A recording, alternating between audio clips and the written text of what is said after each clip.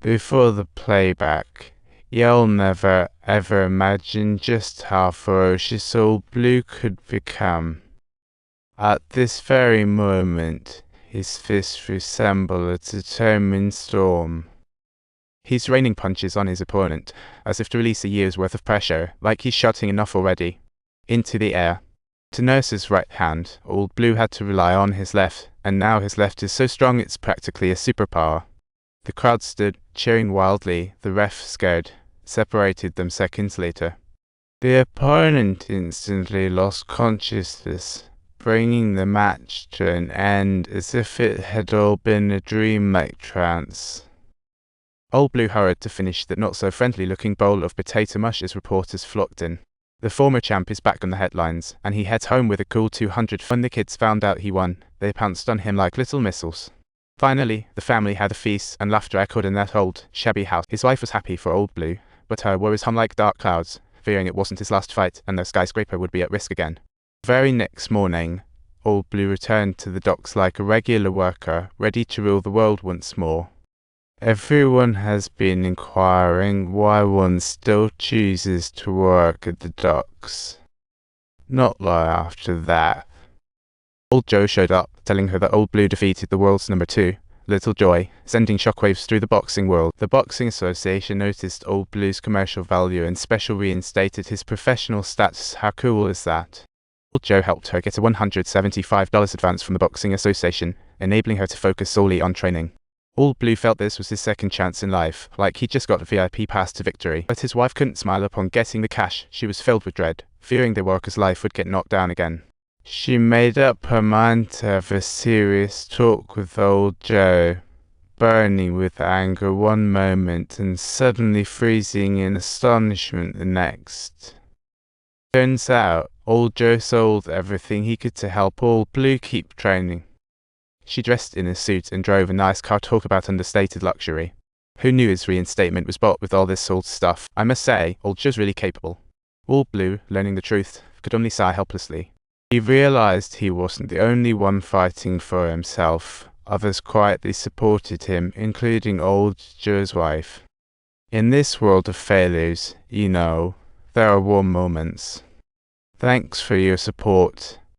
Old Joe was indeed a clever businessman. He convinced the association to set up a solid rival for Old Blue with his silver tongue. This opponent had defeated Old Blue before. If they fought again, it would definitely create a buzz. I didn't see that coming. You won one, I set you up with another.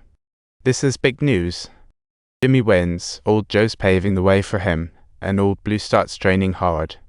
Every day, he rises early to box, jumps rope 5,000 times by 8 a.m., then does strength and skill drills no less than the young. Competition draws near, and Old Blue is at his peak, like he's hit the jackpot.